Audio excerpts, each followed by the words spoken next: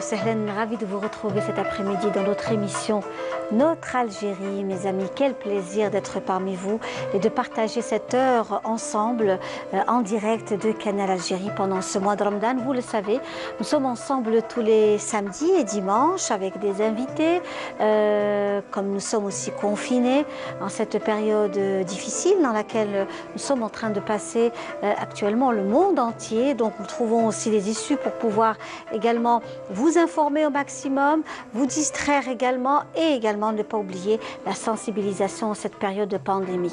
À cette occasion, nous avons envie aujourd'hui et puis même également demain ouvrir donc aussi un sujet ô combien intéressant pour vous tous, le sujet qui est destiné à la jeunesse à l'honneur avec Madame Boukabous qui est parmi nous aujourd'hui. C'est un plaisir de la recevoir. Madame Boukabous qui est directrice générale de la jeunesse au ministère de la Jeunesse et des Sports. Elle est parmi nous aujourd'hui, justement en cette période de confinement. Nous savons que la Direction générale de la jeunesse octroie un nombre important d'activités dédiées à la jeunesse. Les maisons de jeunes aussi est un véritable foyer de créativité artistique et citoyenne.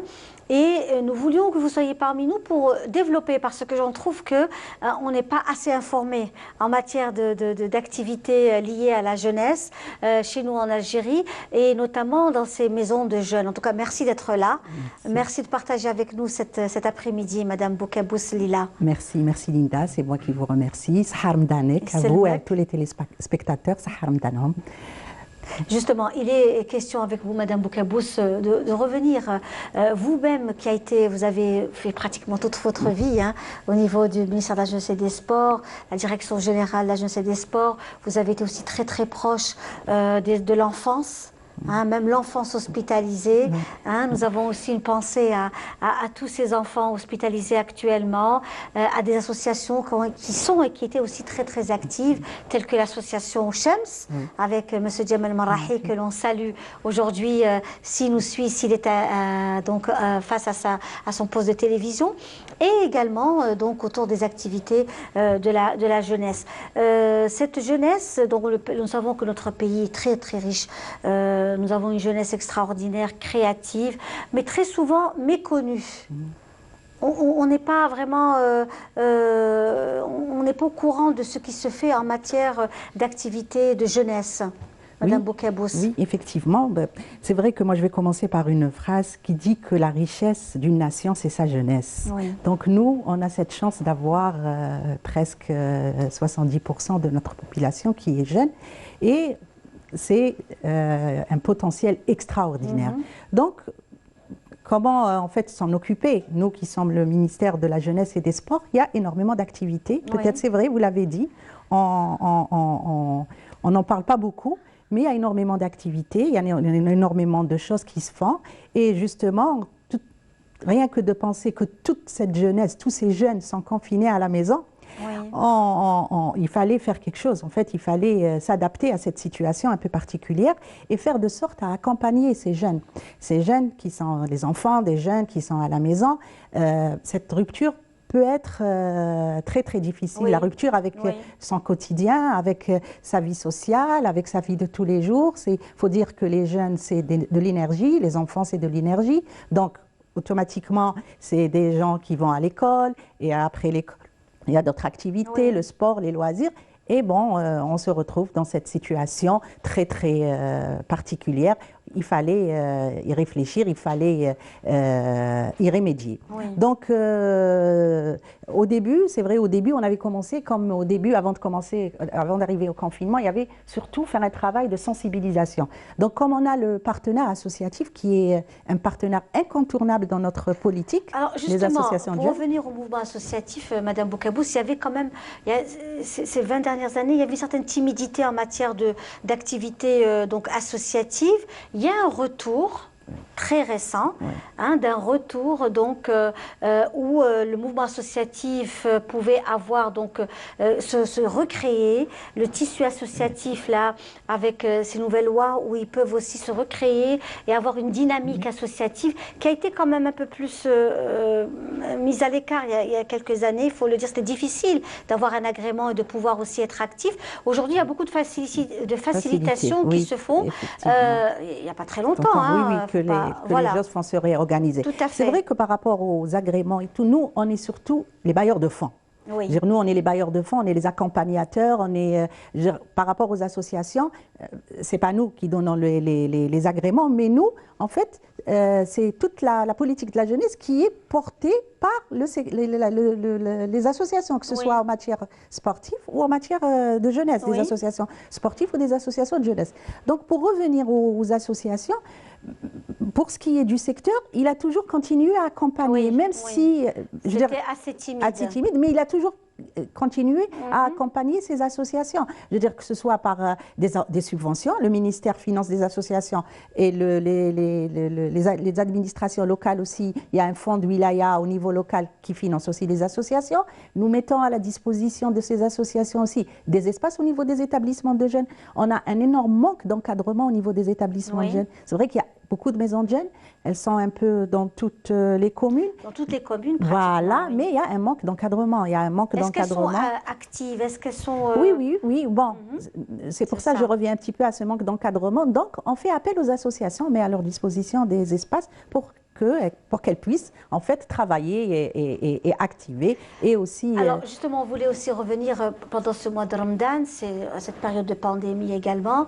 Vous vous mettez aussi sur les réseaux sociaux et pour vous c'est aussi très très important, Madame Boukaybous, de revenir aussi sur cette ambiance qui sévit un peu partout à travers le monde, puisqu'on est tous branchés sur notre smartphone, voir ce qui se passe, la télé, la radio, on est à la maison, donc on essaie de s'occuper comme on peut.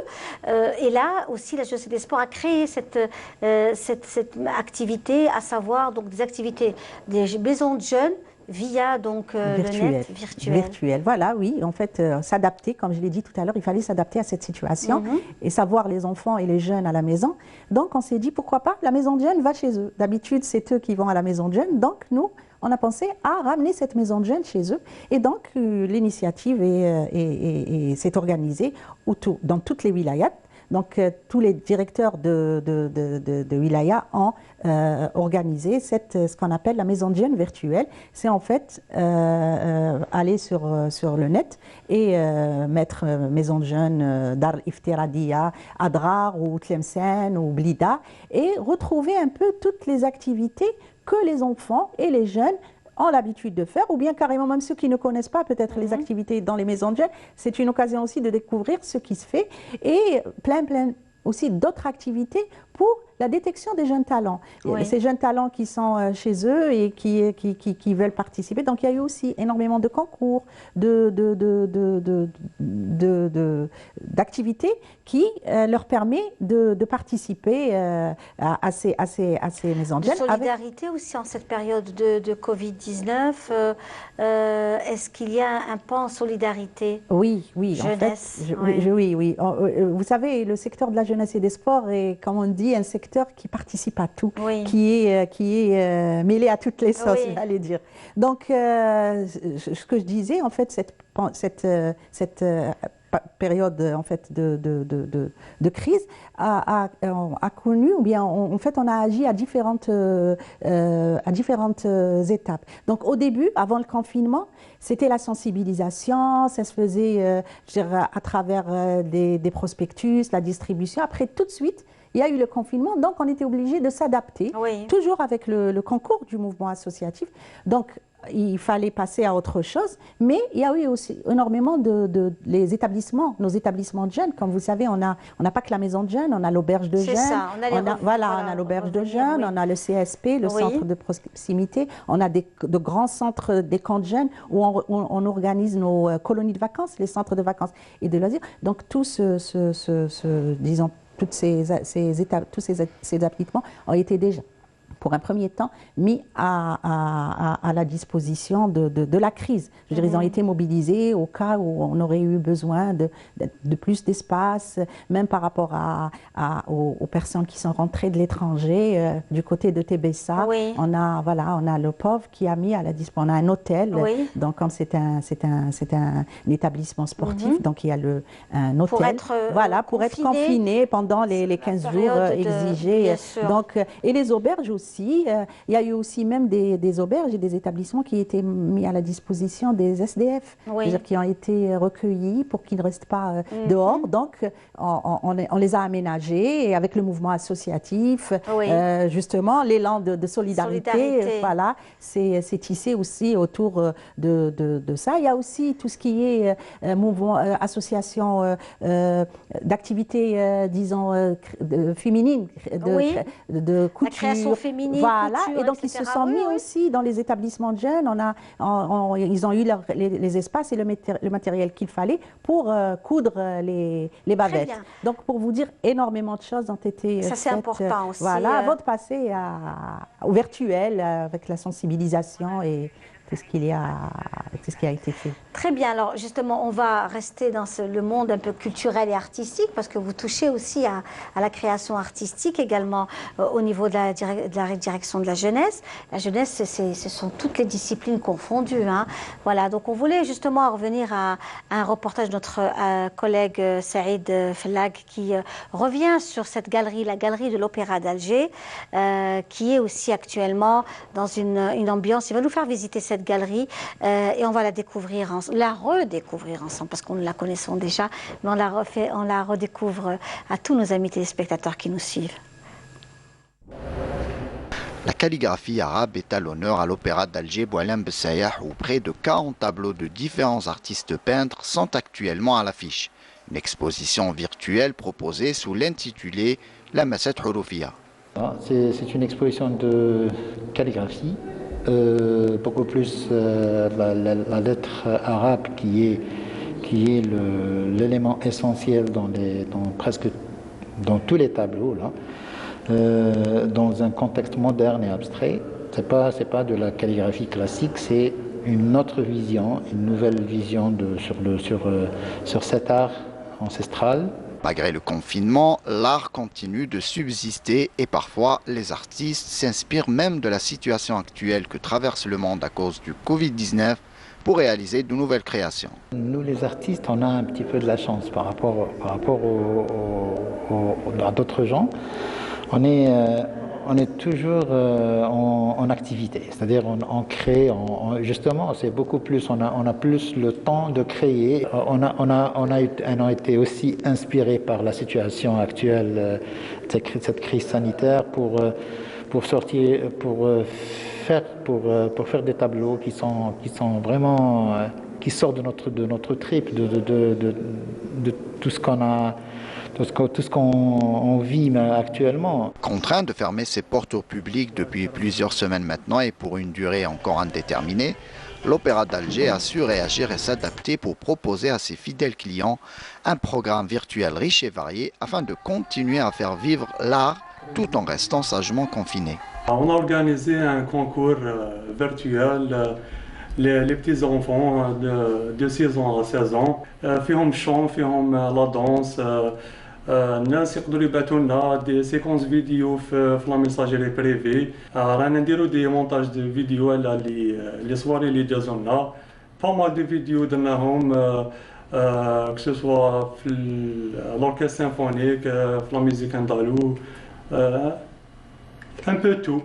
En temps de confinement, l'accès à l'art n'a donc jamais été aussi facile grâce au web, offrant une bouffée d'air frais dans une période potentiellement anxiogène.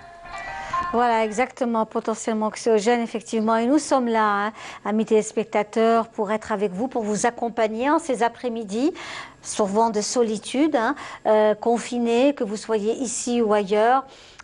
Pour aussi partager des moments, vous informer également quant à ce qui se passe, ce qui se fait chez nous. Et aujourd'hui, nous avons choisi donc la direction de la jeunesse, qui est une direction très importante, où beaucoup d'activités liées donc à la culture et à l'art. Ils sont donc des activités citoyennes aussi. La solidarité n'est pas en reste au niveau de cette direction que Madame donc Boukabous, qui est parmi nous aujourd'hui, qui est directrice générale de cet espace et qui est aujourd'hui parmi nous en ce temps de confinement. Chez nous, encore une fois, on ne cessera de le répéter, de rester chez vous, de regarder, de suivre nos programmes, bien sûr, sur Canal Algérie, de vous détendre, de lire, de partager de belles choses avec les gens que vous aimez et notamment de penser aussi à la lecture. Bien sûr, la lecture n'est pas en reste. À cette occasion, depuis Paris, elle est confinée à Paris, elle n'a pas pu encore rentrer en Algérie. Il s'agit de Madame Samira Bendris Oulbsir qui est parmi nous depuis Paris, qui est directrice des éditions Ibriz. Et Samira Bendris est avec nous depuis Paris. Samira, bonjour. Bonjour Linda, bonjour à tous les amis téléspectateurs de Canal Algérie, en Algérie et partout dans le monde. Alors, je vous remercie de l'appel. Vous êtes parmi nous, justement, Samira Bendris, pour justement, nous savons que vous êtes encore à Paris, on espère vous avoir le plus tôt possible sur Alger. Et Samira Bendris, vous êtes directrice de la maison d'édition Ibriz. Ibriz, qui est une maison d'édition très très active, qui se défend bien. Et elle essaye en tout cas. Oui, tout à fait. Et justement avec nous, Madame Lila Boukabous, qui est directrice générale de la jeunesse. Hein, elle est parmi nous aujourd'hui. Je suis ravie de la voir, justement, je la suis en direct. Et je vous remercie vraiment de nous donner cette lettre parce que, comme vous l'avez dit, malheureusement, je suis confinée et nous sommes très nombreux à être bloqués et confinés en France ou ailleurs à cause de cette pandémie qui est en train de sévir. Et moi, je ne vous cache pas que je suis bloquée à cause et en raison de ma profession, de mon métier d'éditrice, parce qu'à la base, j'étais venue ici pour représenter, parce qu'on essaye d'exporter aussi nos livres et nos cultures, notre culture algérienne. Donc, j'étais à la base venue pour le Maghreb des livres qui avait lieu au mois de février en France. Et donc, on était venus pour participer, pour montrer la littérature algérienne, nos auteurs algériens, pour dire qu'il y a de la production qui se fait, etc.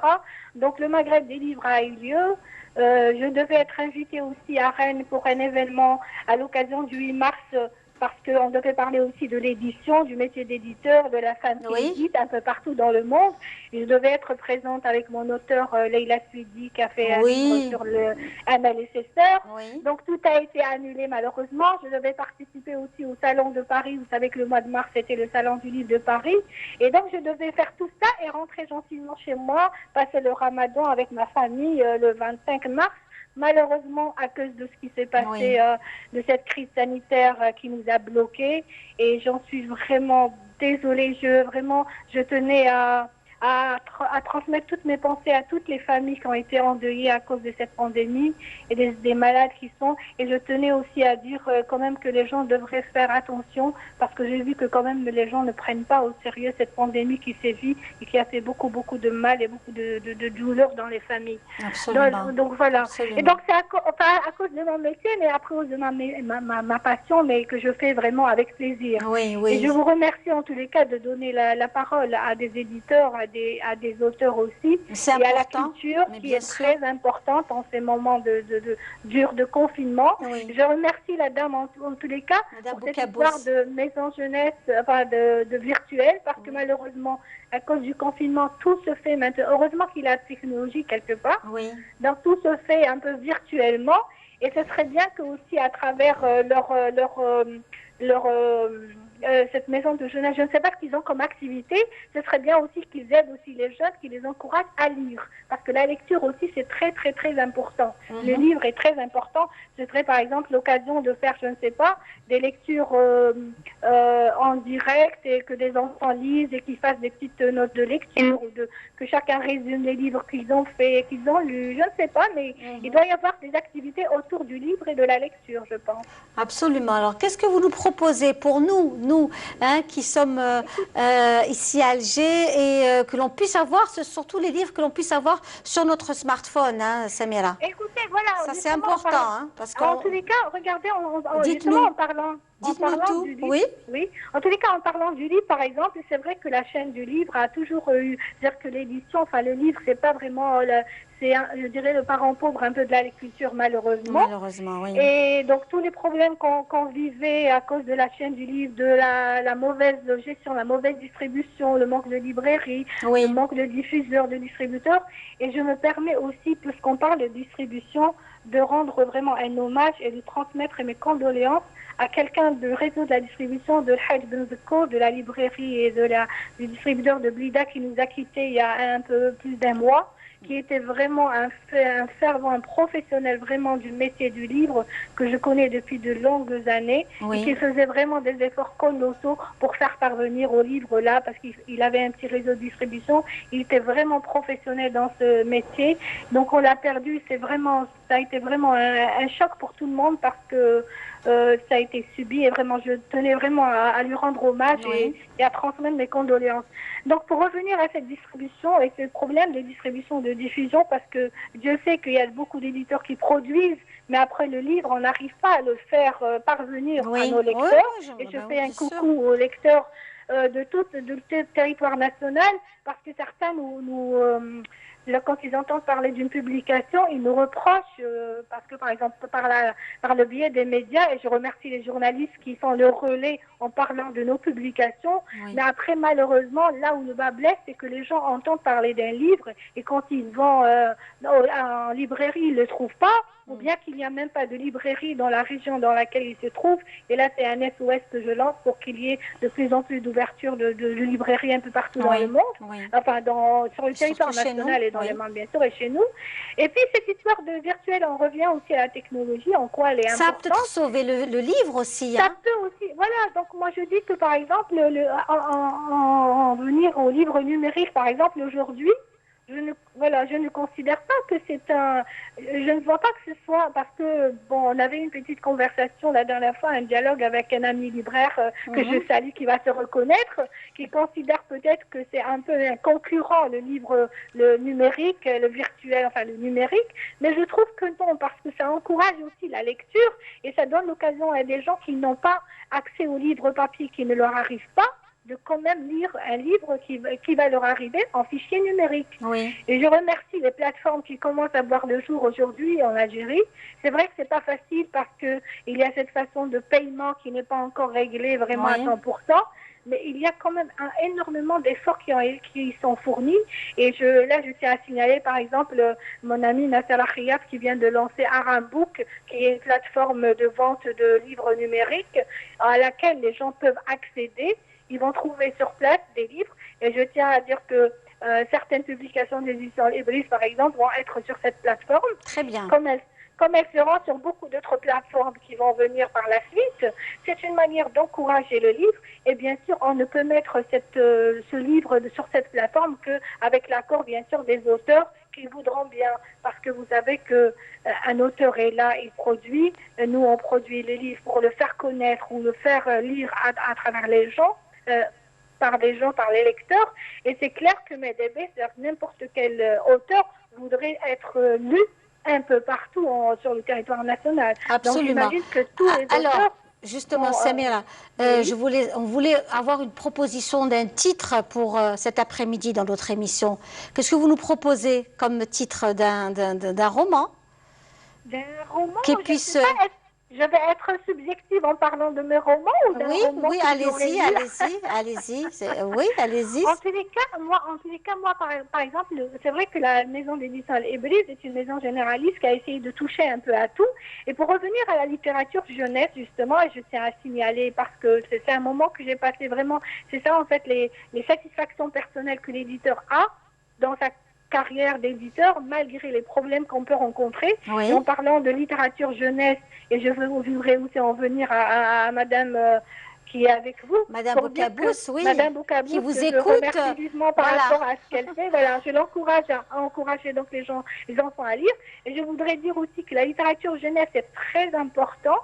Et que moi, par exemple, dans ma maison d'édition, j'ai hésité à toucher à la littérature jeunesse parce que j'estimais que c'était une double responsabilité de faire donner à lire aux enfants. Le contenu devait vraiment être... oui. Alors, qu'est-ce que vous nous proposez? Dites-nous, donnez-nous un titre. Écoutez, moi, pour les enfants, Le Puits Mystérieux, c'est un petit livre qui est sorti aux éditions Al-Ibris, qui a reçu le prix du livre, qui a reçu le prix par l'association Saint-Exupéry en France. On a été ravis d'être considérés. C'est le titre, s'il vous plaît. Le petit livre s'appelle Le Puits Mystérieux de Imen Mebarki. C'est un petit conte pour enfants. Le Puits Mystérieux de Imen Mebarki. Le Puits Mystérieux de Imen Mebarki. Vous savez qu'il a reçu le prix Saint-Exupéry Valeur Jeunesse, le prix de la francophonie en 2015 par une association qu'il a suivi, qu'il a choisi elle-même des librairies d'Alger, qu'il a fait postuler au prix. Et les élèves et leurs parents ont estimé que ce petit conte véhiculait les valeurs jeunesse qu'on devait inculquer aux enfants. Et on a été ravis d'avoir été choisis et qu'on ait reçu ce prix-là, alors qu'on avait du mal à le mettre en librairie en Algérie. C'est ça que je dis, c'est ça que je revendique.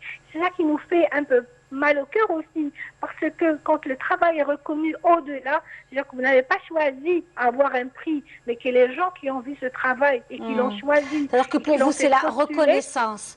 C'est la reconnaissance. J'étais ravie parce que j'avais peur de toucher à l'enfant, mais quand vous touchez à l'enfant et que une association de telle envergure estime que vous avez pu véhiculer des valeurs jeunesse aux enfants et que des enfants ont opté pour ce livre qui les a intéressés, vraiment ça a été une très belle écoutez, bravo, merci beaucoup. Merci Samira.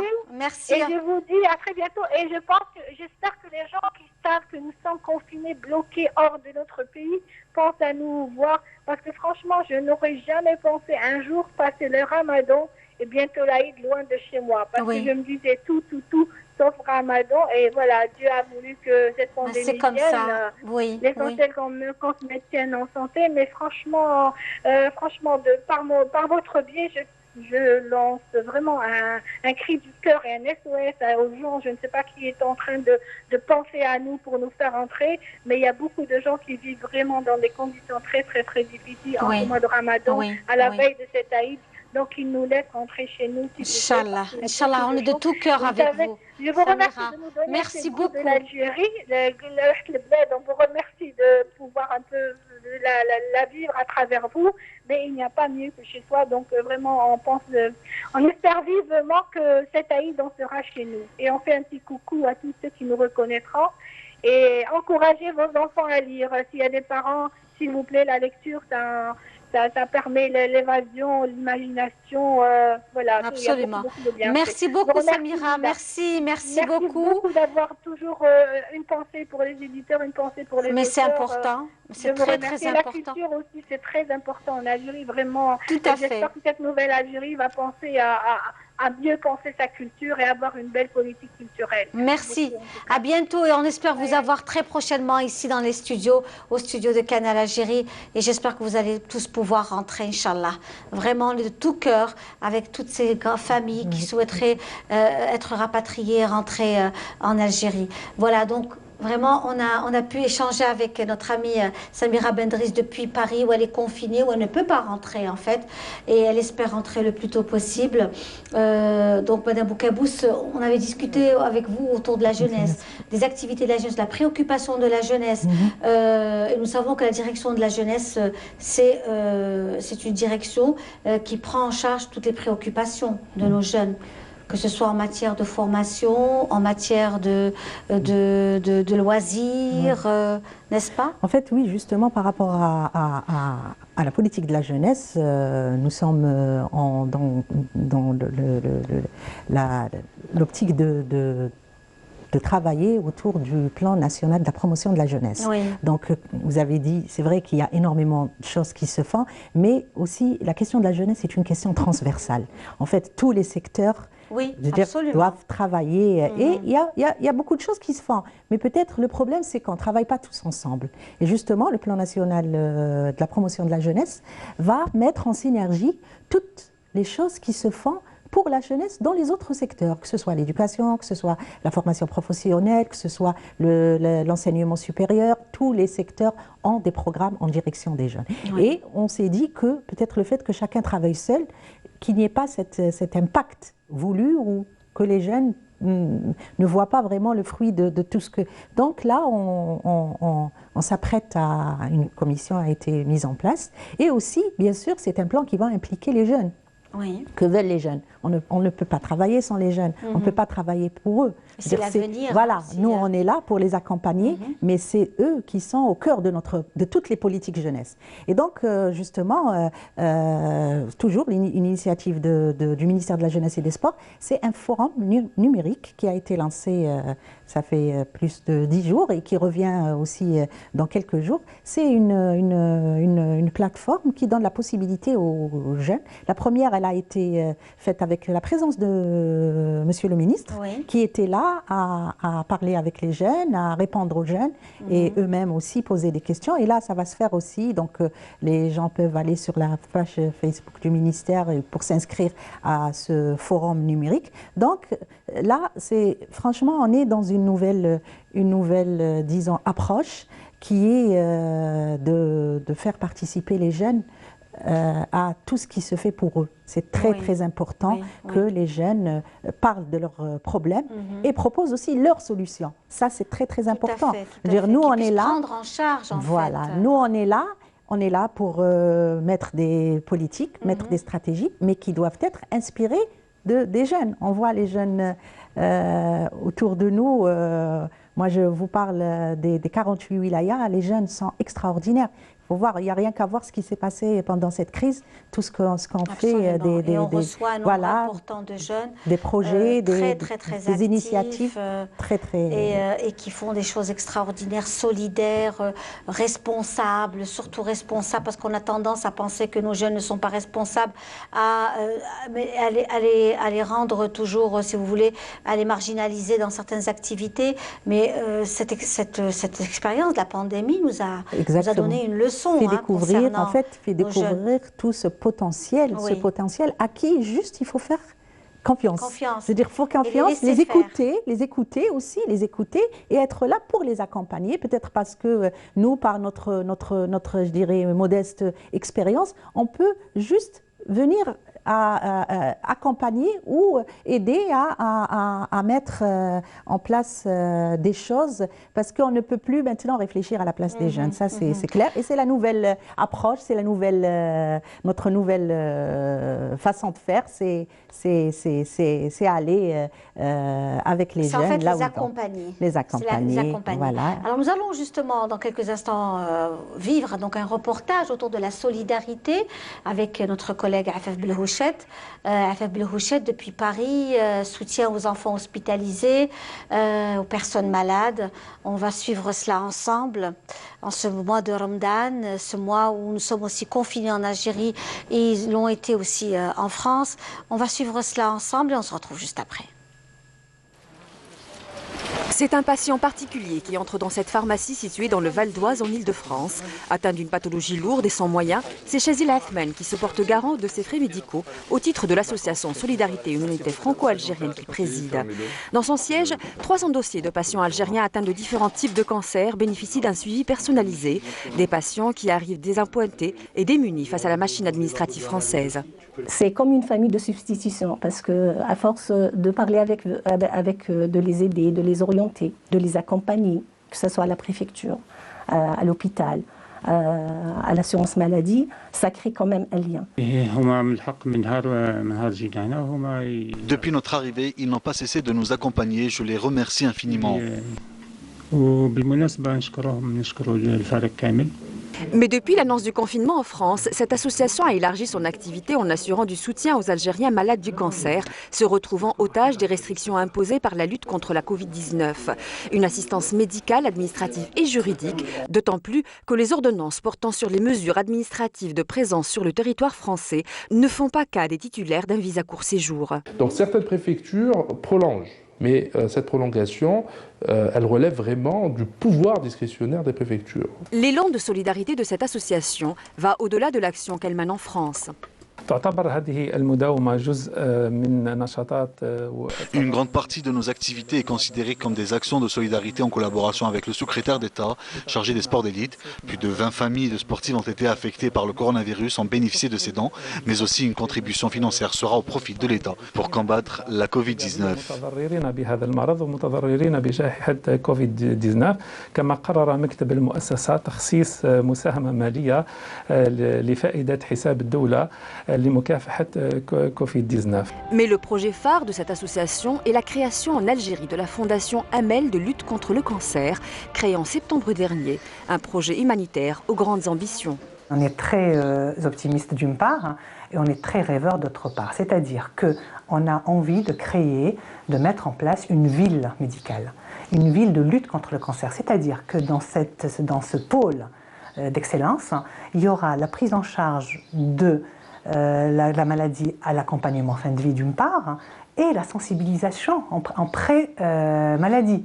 Le lancement de la fondation Amel de lutte contre le cancer était prévu en avril dernier, puis retardé à cause de l'état d'urgence sanitaire mondial. En attendant, ses membres continuent à mobiliser toutes les bonnes volontés pour la réussite du projet et misent sur la compétence médicale algérienne pour le porter ensemble. Très beau reportage, voilà, autour de la solidarité des maladies, notamment la lutte contre le cancer. Et quand on voit aussi ce grand mouvement de solidarité qui existe en France notamment, et même ailleurs, pour soutenir aussi la communauté algérienne, souvent en difficulté, où ils peuvent aussi profiter et être aidés par d'autres médecins. Oui. Oui, donc ça c'est aussi vraiment quelque chose de très très important. Exactement. On revient justement à la direction dans laquelle vous êtes, Madame Boukabous. Vous qui avez aussi gravi les échelons, vous avez été donc au niveau de la direction de la jeunesse et des sports depuis très longtemps, de la wilaya d'Alger. En fait, je suis arrivée de la maison de jeunes, pour vous dire mon parcours. Voilà. J'ai commencé à la maison de jeunes, après la direction de la wilaya d'Alger, la direction de la jeunesse et des sports de la wilaya d'Alger. Après un parcours, un peu un détachement à le service de loisirs éducatifs pour les enfants malades à l'hôpital de Bab el-Oued, 10 années, vous en parliez tout à l'heure. Très belle expérience.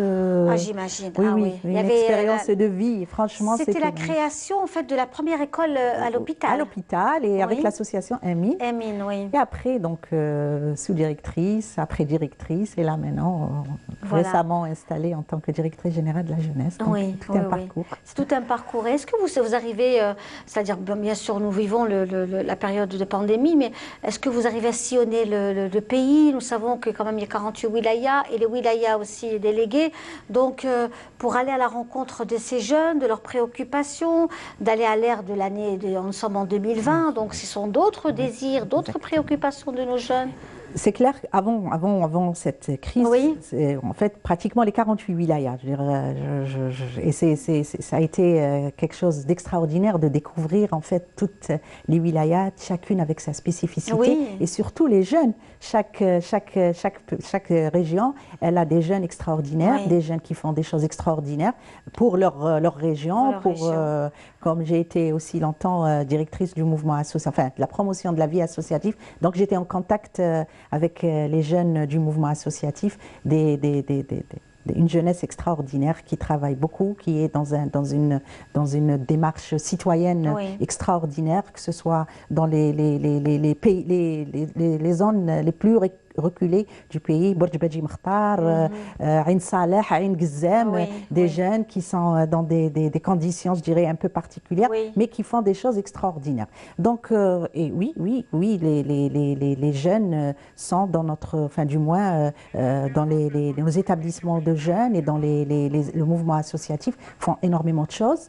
Et surtout, la créativité, l'innovation, ils s'engagent à faire énormément de choses. Il y a aussi tout l'autre aspect, la participation à la vie publique. Je veux dire, il y a aussi un peu les jeunes qui défendent un petit peu leurs idées, donc on travaille aussi beaucoup dans cette démarche-là. Qui ont aussi des visions politiques, des aspirations politiques, ils ont envie de changer le monde aussi. Bien sûr, nous on est là pour les accompagner, en fait, pour les accompagner à pouvoir se développer. Vous les accompagnez comment concrètement? Est-ce que c'est en leur octroyant octroyant des locaux. Des locaux, voilà, les locaux déjà, comme je l'ai dit tout à l'heure, les associations ont des espaces. Oui. Il y a aussi, tout on fait appel à eux, je veux dire, pour toutes les activités que nous organisons, que ce soit des activités, je dirais, culturelles, créatives, parce qu'on a énormément de salons, de festivals, de manifestations, mais il y a des manifestations, je dirais, qui sont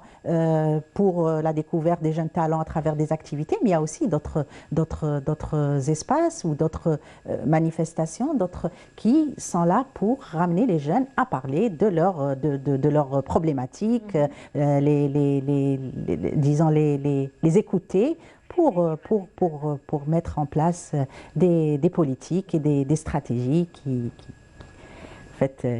sont là pour eux, je veux dire, pour leur développement, pour leur autonomisation et tout ça. Merci.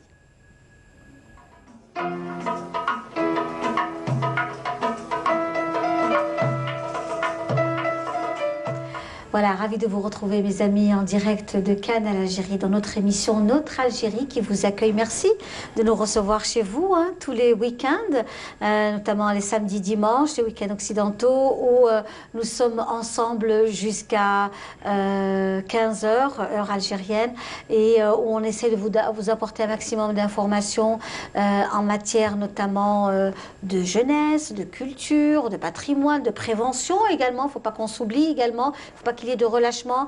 Restez vraiment prudents et restez surtout branchés nos programmes donc de Cannes à l'Algérie pour qu'on puisse aussi vous donner un maximum d'informations. Nous allons direction donc la France et Paris retrouver Sissi Imaziten qui est parmi nous. Sissi, bonjour. Bonjour Linda, bonjour, ravie d'être parmi vous. Voilà, vous êtes en direct de Cannes à l'Algérie dans notre émission Notre Algérie. Soyez la bienvenue, Sissi Imaziten, c'est un plaisir. Merci beaucoup à vous de m'inviter parmi vous, même si je ne peux pas y être en présence physique, je suis tout cœur avec vous. Alors justement, Sissi Imaziten, vous êtes une passionnée du patrimoine algérien et du chant, notamment kabyle, de la région des Babors, donc des Bibans. Oui. Donc, et c'est pas très loin donc de Borj Bouariric, Sétif, et vous êtes aussi donc passionnée de la chanson, du terroir de la chanson kabyle également, de la poésie, des textes.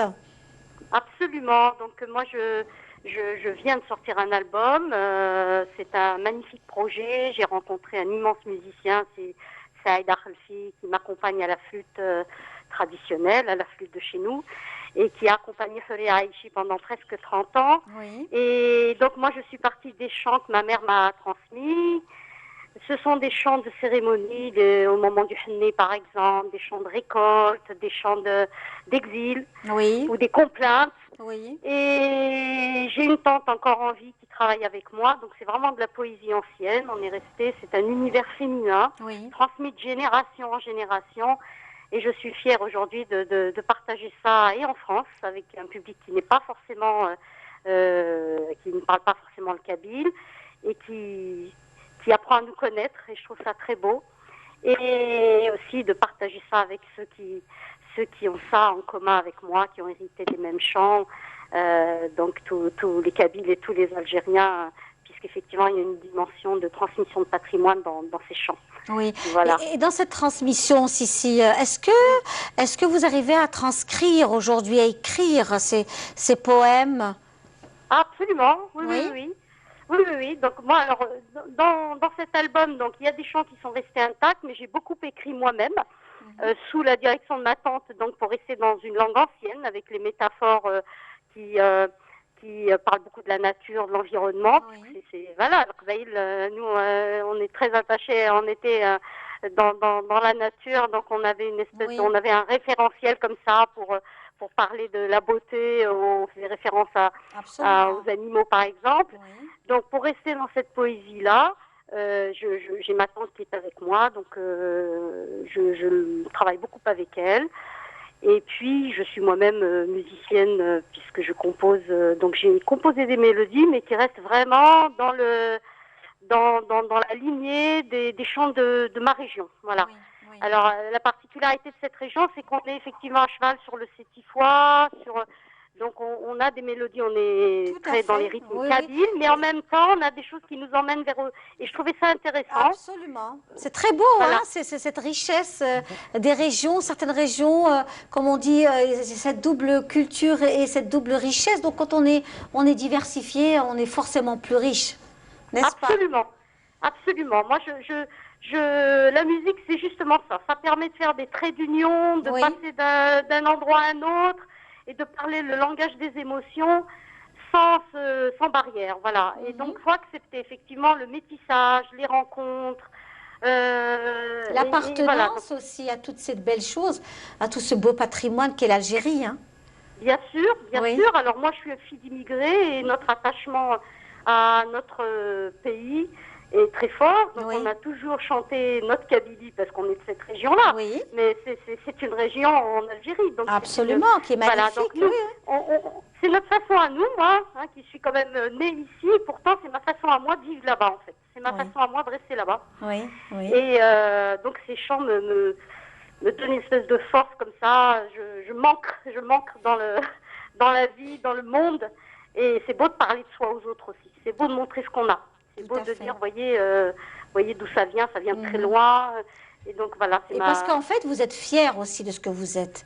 C'est ça aussi qui est important. C'est cette fierté d'être algérienne, d'avoir cette richesse, ce potentiel, la beauté de la région de la Kabylie qui est magnifique et différente. Hein. Donc ça différencie entre votre région et celle de la Grande Kabylie, ce qu'on appelle aussi le Djurdjura, les montagnes, les plaines d'Azazga par exemple. Tout ça, ce sont des régions extraordinaires et merveilleuses. C'est magnifique. C'est magnifique et je vous dis, voilà, et on ne peut être que soi-même. Il faut être fier de ce qu'on est parce que si on n'accepte pas ce qu'on est, on n'est rien. Voilà.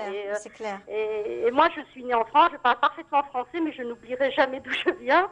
Et cette langue, la langue, il se trouve que ma langue à moi, c'est le kabyle. Voilà, c'est ma langue maternelle, c'est la première langue que j'ai parlée. Bien sûr. C'est la langue de mes émotions, c'est la langue quand je pleure, quand j'ai mal, quand je crie, je parle en kabyle. Voilà. Donc c'est très beau.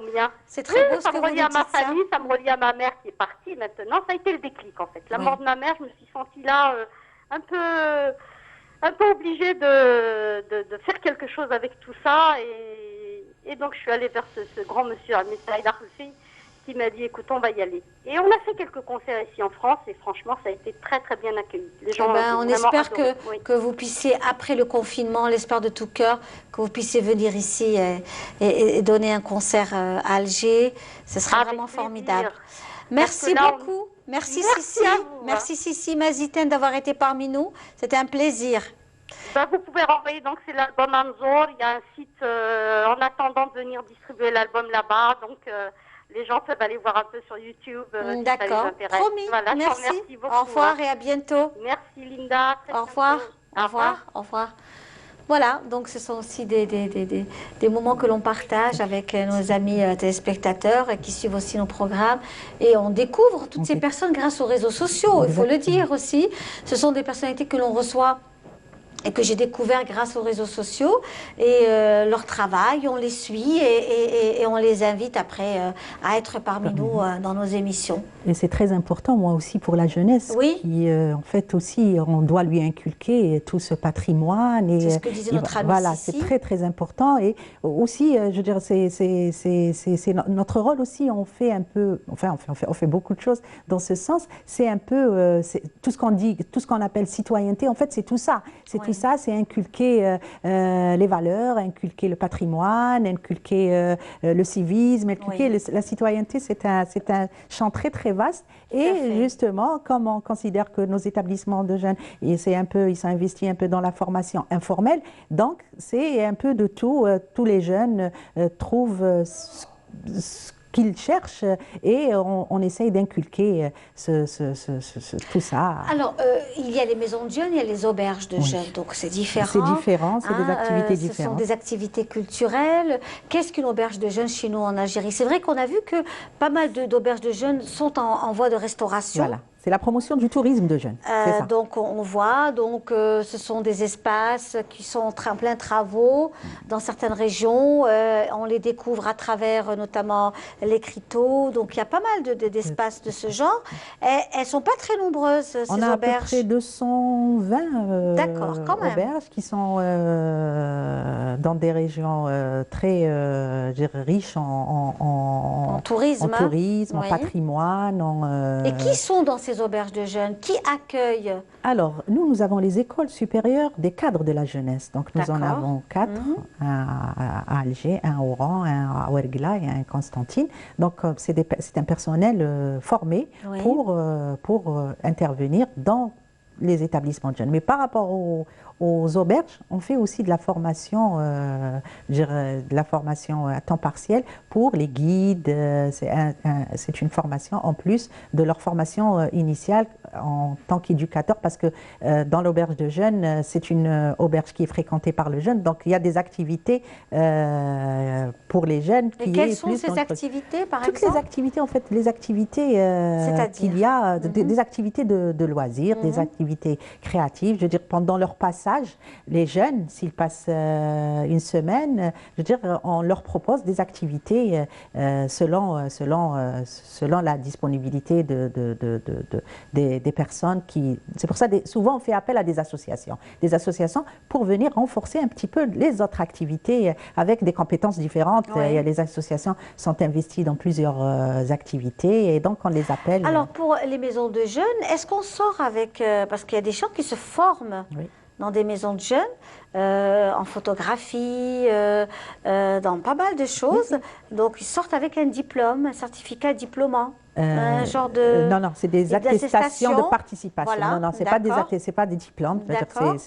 Mais comme c'est des associations, souvent, c'est des associations qui prennent en charge ces enfants. On a des associations et on a des éducateurs. Alors, il faut différencier entre la classe, la masterclass qui est animée par l'éducateur, qui est le cadre permanent de l'établissement de jeunes, et nous avons l'association, comme je vous ai dit, on donne des espaces, donc il y a l'association qui est logée au niveau de et qui donne aussi, qui est investie dans la formation de ses adhérents.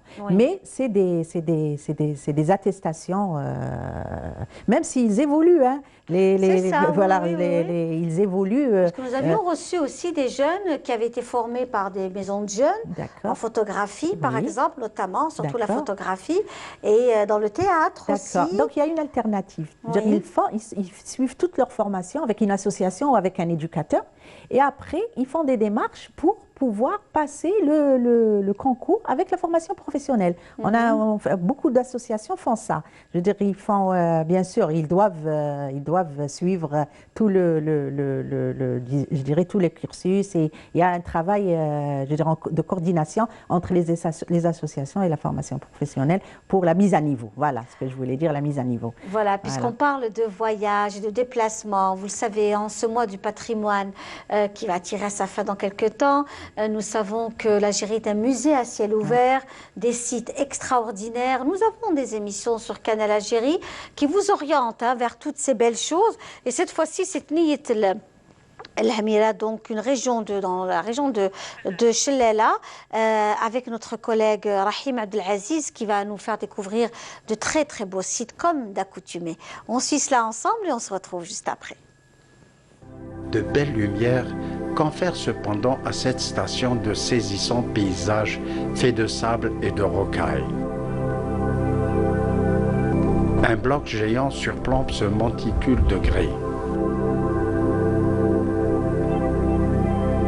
On y découvre une scène où sont représentés autruches, félins, bovidés et êtres humains.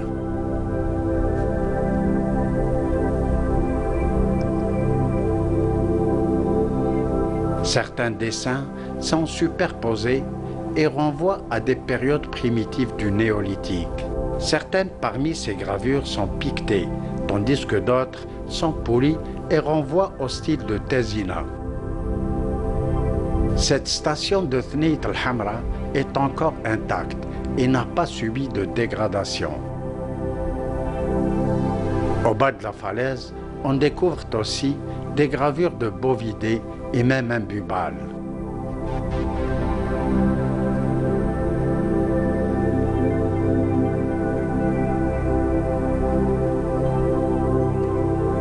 رانا في منطقة مشقاق الثنية الحمراء تابعة للجبل تاع مزروع، تابعة لبلدية المحرة دائرة شلالة، فيها بزاف من هذا النقاش تاع الحجر، بزاف من الرسومات، بزاف كاين شي اللي باين، شي اللي ما شفناه، شي لحقناه وشي مازال ما لحقناش. La région de Chellala constitue en soi un immense territoire qui reste difficile à parcourir. La collaboration des nomades est des plus indispensables, et ce, pour la localisation des stations rupestres jusque-là méconnues. Voilà, donc c'était là un reportage, un extrait. Que vous savez que notre ami Rahim Abdelaziz fait aussi de très beaux reportages que vous pouvez voir sur notre chaîne Canal Algérie, et aussi de très très belles choses qu'on découvre. Vraiment, c'est un musée à ciel ouvert, notre chère Algérie. Avec nous, Madame Lila Boukabous, qui voulait souhaiterait revenir aussi sur ces maisons de jeunes virtuelles. Aujourd'hui, elles ouvrent leurs portes aux jeunes. Quel est l'âge, la limite d'âge? On peut fréquenter une maison de jeunes à partir de quel âge? Tout âge, de 7 à 77. À partir de 7 ans? De 7 ans, oui, oui. Je dirais, il y a des activités pour les enfants à partir de... Et comment est-ce qu'on peut s'inscrire? Je parle de l'après-confinement. Oui. 7 ans. Il y a des activités au niveau des établissements de jeunes, et les enfants et les jeunes se déplacent et vont voir ce qui les intéresse, comme activité. Et en fait, ils peuvent s'inscrire et inscrire, les enfants peuvent s'inscrire selon l'activité qui les intéresse. D'accord. Voilà, il y a des activités sportives, des activités de sport de loisirs, des activités de dessin, de musique. Il y a aussi des écoles de vacances, du camping, des sorties, du sport. Il y a beaucoup de choses qui se font dans les maisons de jeunes. Exactement. Pendant l'été, c'est vrai que c'est là où le secteur intervient, parce que cette année, nous allons avoir un été assez spécial. Spécial, justement. Voilà, il ne faut pas non plus espérer que ça va être un été comme les autres étés, c'est clair. Il faut rester prudent. Il y va de notre vie et de la vie de ceux que nous aimons. Donc, on va rester quand même... on va s'adapter, en fait, comme on l'a fait pour la maison de jeunes virtuelle. Donc, là, on va intensifier les activités à travers la maison de jeunes virtuelle pour que les jeunes et les enfants puissent continuer à innover, à participer, à créer et aussi à participer à des activités. Donc là, on va continuer à développer nos programmes via les maisons de jeunes virtuelles pour accompagner les jeunes et les enfants à rester à la maison, mais tout en étant actifs. Voilà, et actifs surtout, actifs et innovants. On a des concours, donc les concours vont être ils vont rester en contact, et les concours, ils vont avoir des cadeaux, ils vont avoir des prix. Les meilleurs vont avoir des prix. Il faut y aller, Voilà, exactement. Donc pour dire qu'on va essayer d'intensifier des activités pour donner la possibilité aux jeunes et aux enfants de ne pas trop s'ennuyer pendant le confinement. C'est vrai que c'est quelque chose de dur. Et puis qu'ils s'occupent avec leur smartphone de choses quand même efficaces. Voilà. Donc, pour revenir justement à Madame... via cette maison de jeunes virtuelle, nous avons aussi instruit, parce que vous savez, la maison de jeunes, ce n'est pas une maison de jeunes virtuelle, c'est 58 maisons de jeunes virtuelles. Chaque wilaya, elle a sa maison de jeunes virtuelle. Et donc, les directeurs et le personnel de chaque wilaya doit innover dans les propositions. Donc, nous, bien sûr, ils ont eu notre méthodologie qui leur a été adressée pour un peu une méthodologie de travail. Et donc, on a dit qu'il faut aussi ramener des liens pour le téléchargement de livres. Pour compléter ce que disait Madame Benri. Exactement. Je veux dire, on veut que cette maison de jeunes virtuelle propose un maximum d'activités pour que chacun peut trouver son compte, chacun peut trouver l'activité qui... Donc, chaque wilaya, enfin chaque directeur et personnel s'occupant de cette activité, disons, doit donner un maximum d'activités, d'informations, faire de la sensibilisation. C'est bien simple pour le mois de mai, et tout le monde est en train de faire un travail extraordinaire sur les deux événements, notamment le 8 mai et le 19 mars, le 19 mai, pour aussi rester dans cette voilà, exactement, et impliquer les jeunes. Hein, c'est les jeunes qui font des activités, qui en parlent, qui vont voilà. On va suivre cela, via les réseaux sociaux. Madame Boukebous, merci d'avoir été parmi nous. C'est moi qui vous Madame Boukebous, directrice générale de la jeunesse au niveau du ministère de la Jeunesse et des Sports.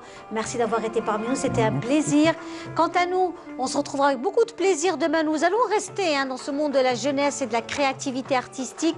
Merci d'avoir été parmi nous. Tahalaouna fil Jazaïr, Sahaftourkom et à demain.